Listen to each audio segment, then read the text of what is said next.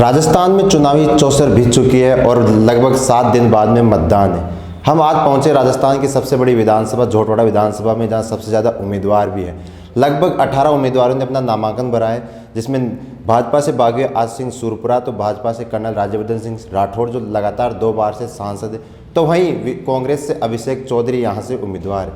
आज हम पहुँचे हैं झोटवाड़ा विधानसभा में, जहाँ जनता का मूड जानेंगे कि इस बार जनता किसको यहाँ से चुनकर विधानसभा भेजेगी। सर, इस बार झोटवाड़ा में काफ़ी रोचक मुकाबला है, त्रिकोणीय मुकाबला है। भाजपा से बागी आशु सिंह सूरपुरा, तो कर्नल राज्यवर्धन सिंह राठौड़ तो बड़ी पार्टी है कांग्रेस से, तो वहाँ से अभिषेक चौधरी। क्या किसका इस बार टक्कर का मुकाबला है, कौन यहाँ से जीतेगा?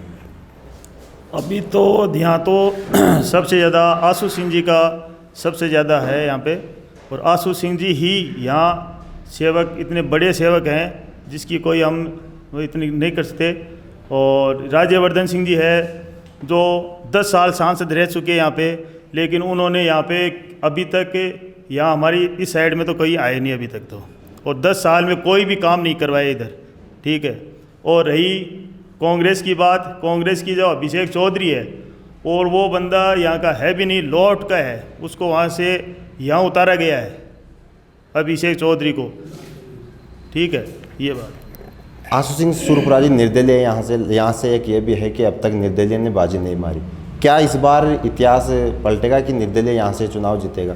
हाँ, बिल्कुल इतिहास पलटेगा। अब की बार निर्दलीय चुनाव 100% चुनाव जीतेगा, और 35-50 हज़ार से लीड से चुनाव जीतेंगे आशु सिंह जी। आशु सिंह जी बहुत बड़े भामास है यहाँ के। ऐसा क्या कारण है कि आशु सिंह जी यहाँ से चुनाव जीतेंगे? क्या विकास कार्य करवाए इतने सालों से उन्होंने पिछले? आशु सिंह जी ने विकास कार्य तो खूब करवाए हैं। जैसे मान लो लंपी बीमारी आई है, तो लंपी बीमारी में भी गौ माता की सेवा करी है, जबकि ये जो गवर्नमेंट है वो भी पीछे हट गई थी।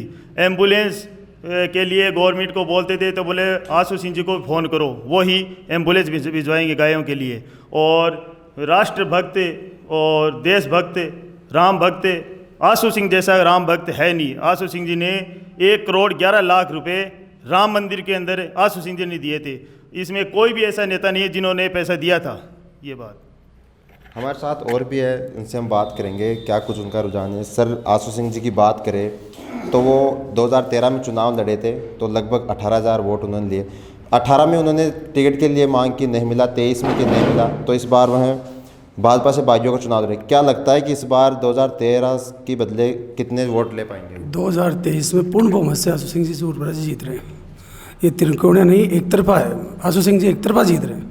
एक तरफा। क्या लगता है कि उनके सामने 2 बड़ी पार्टियां हैं, कोई फर्क नहीं पड़ता उनसे? आशु सिंह जी की जीत है, 101% जीत है उनकी। देखो, और भी है हमारे साथ। सर, आपका इस तरफ 2023 में किसकी तरफ रुझान है झोटवाड़ा विधानसभा? देखो आपको सही बात बताऊं, पहले लोग वोट देते थे पार्टियों को। अभी जो बंदा यहाँ 14 साल से कंटिन्यू काम कर रहा है, 14 साल से आप कोई फ़ोन करते हो, चलो वो लंपी के टाइम, कोरोना के टाइम तो चुनाव भी नहीं थे, उस टाइम तो चुनाव शायद तो हुए थे, 2-3 महीने हुए थे। उस टाइम भी कोरोना में उन्होंने इतनी हेल्प करी, इतनी हेल्प जो कोई बंदा कर नहीं सकता।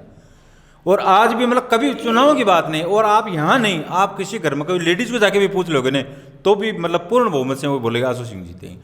पेंशन योजना खुद के पर्सनल पैसों से वो पेंशन योजना शुरू कर रखी है उन्होंने। एक बड़ा सवाल यह भी उठता है कि लगातार देखते हैं कि बोल रहे हैं लोग कि स्थानीय का मुद्दा उठता है, उसको आप किस तरह देखते हैं? जी, स्थानीय का मुद्दा जैसे ये जो कांग्रेस के हैं उनकी तरफ से, जो मतलब यहाँ के नहीं है विश्व हिसाब से जी, उससे बहुत फर्क पड़ता है। अभी जो 15 दिन पहले आप बताओ यहाँ आए हैं, वो यहाँ के है भी नहीं, उनको ये भी नहीं चाहिए अपना क्षेत्र कहाँ से कहाँ तक है। विकास तो चलो बाद की बात होगी, चुनाव जीतेंगे उसके बाद की बात है। अब उनको खुद को ये नहीं, गांव में अपना क्षेत्र बगरू तक है, वहाँ तक हर इधर ठेठ जोबनेर तक है। उनको ये नहीं अपना क्षेत्र कहाँ से शुरू होता है, कहाँ ख़त्म होता है, क्या विकास होना है, क्या नहीं होना, तो क्या बता पाएंगे। तो इसके लिए जो नया आता है तो उसके लिए तो बहुत ऐसा समझ की भावना हो रही थी। ये कंटिन्यू 14-15 साल से यहीं पर रहने वाले हैं और यहीं पर काम करवा रहे हैं। बीजेपी के सामने बीजेपी है, वो बड़ा चेहरा है, मंत्री रहे केंद्र में, 2 बार सांसद। पहले ही बोल चुका हूँ, काम बोलता है। वो 10 साल रहे, वो विधायक भी रहे, सांसद भी रहे, तो भी उन्होंने कुछ काम नहीं कराया। अब चुनाव का माहौल चल रहा है ना, हमने उनको तो अभी भी नहीं देखा यार। पार्टी एक दूसरी चीज़ मानते हैं लोग, पार्टी को वोट देते हैं, जो निश्चित बंदे हुए हैं वो देते हैं, पर अभी जनता जाग चुकी है, अब ऐसा नहीं होगा। जी, अक्सर एक बड़ा मुद्दा यह भी उठता है कि लगातार विरोध यह भी है कर्नल राज्यवर्धन सिंह राठौड़ का कि पिछले 10 साल से सांसद है, लेकिन जनता के बीच बहुत कम गए हैं और इस बार विधायक का टिकट उन्हें मिला है, फिर भी जनता के बीच नहीं जा रहे। और आशु सिंह सूरपुरा जी की बात करें तो लगातार 14 साल से यहाँ पर जनता की सेवा कर रहे, क्योंकि उन्होंने 2013 में भी चुनाव लड़ा था, लगभग 18,000 वोट लिए थे। 2018 में उन्होंने चुनाव टिकट की मांग की, नहीं मिला। 23 में भी मांग की, लेकिन कहीं ना कहीं आला कमान ने उन पर विश्वास नहीं जताया और कर्नल राज्यवर्धन सिंह राठौड़ जी के ऊपर विश्वास जताते उन्हें टिकट दिया गया, लेकिन उन्होंने जनता के विश्वास पर चुनाव में ताल ठोकी। हमारे साथ युवा भी, उनसे बात करेंगे। सर, इस बार आप किसका रुझान देखते हो? जोटवाड़ा विधानसभा में एक सबसे बड़ी विधानसभा है, सबसे ज़्यादा यहाँ पे प्रत्याशी, लगभग 18 प्रत्याशियों ने अपना नामांकन भरा है, तो इस बार आपका रुझान किस तरह? जी, मेरा नाम प्रथम शर्मा है, मेरी उम्र 18 वर्ष है और मैं इस बार पहली बार मतदान करूंगा। तो मेरा कहना तो यही है कि आशु सिंह जी सूरपुरा जो यहाँ पर निरंतर 14 वर्षों से मेहनत कर रहे हैं और प्रयास कर रहे हैं कि जोटवाड़ा विधानसभा को राजस्थान की सबसे नंबर 1 विधानसभा बनाएं। और देखो, सेवा हर कोई इंसान करना चाहता है, लेकिन ये वो इंसान है, ये वो व्यक्ति है जो निस्वार्थ भाव से सेवा कर रहे हैं जनता की। जो कोरोना में इन्होंने सेवा करी, ये लंपी वायरस में यहाँ पे क्वारंटाइन सेंटर खोले, जगह जगह गायों का इलाज किया और बहुत सी इन्होंने ऐसी योजनाएं चला रखी है जिससे जनता को बहुत मदद मिलती है। तो मेरा कहना यही है कि आप सब भी आशु सिंह जी को सपोर्ट करें और उनको भारी मतों से विजयी बनाएं। आप युवा हो, शिक्षा, जोटवाड़ा विधानसभा में शिक्षा की स्थिति किस तरह देखते हो? आपकी जोटवाड़ा विधानसभा शिक्षा के स्तर पर कैसा है? शिक्षा के स्तर पर ऐसा है कि अभी जैसे अगर ये यहाँ पे बनते हैं, यहाँ के एमएलए बनते हैं आशु सिंह जी सूरपुरा, तो जो पहले की जो शिक्षा है उससे कई ज़्यादा विकास होएगा शिक्षा में। यहाँ पर ज़रूरत है ऐसे इंसान की जो यहाँ पे विकास करे और जोटवाड़ा विधानसभा को बहुत आगे तक पहुँचाए। सर, एक बड़ा सवाल यह भी उठता है कि जो यहाँ से एमएलए का चुनाव लड़ता है वो जनता के लिए वो करते बड़े बड़े वादे करते हैं, क्या सूरपुरा जो वादे करेंगे वो धरातल पे उतर पाएंगे? बिल्कुल, सूरपुरा जी ने वादा किया है। एक जो हाई टेंशन लाइन है, इनका बहुत ही प्रभाव है। इस सूरपुरा जी ने जब भी एमएलए बन जाएंगे तो हाई टेंशन लाइन, सबसे पहले हाई टेंशन लाइन का मुद्दा है। हाई टेंशन लाइन का बड़ा मुद्दा लेकर जो वर्तमान में मंत्री हैं वह भी चुनाव के मैदान में उतरे थे, लेकिन 5 साल बीत गए, अभी तक कुछ काम नहीं हुआ उस लाइन के लिए।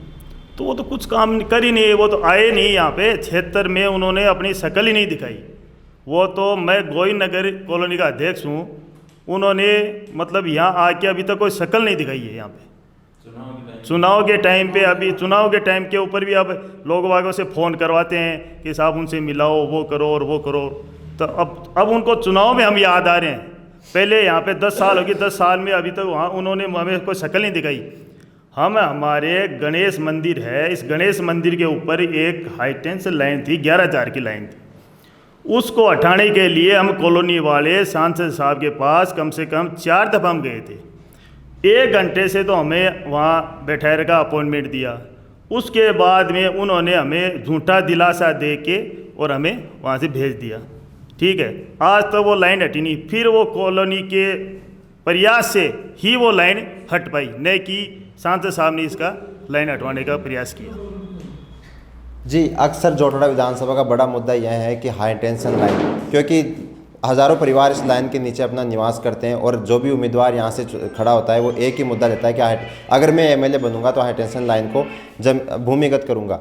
लेकिन अभी तक इसका कोई कार्य नहीं हुआ और आशु सिंह सूरपुरा जी का लगातार कहना है कि अगर मैं विधानसभा में जाऊँगा तो इस लाइन को भूमिगत करूँगा।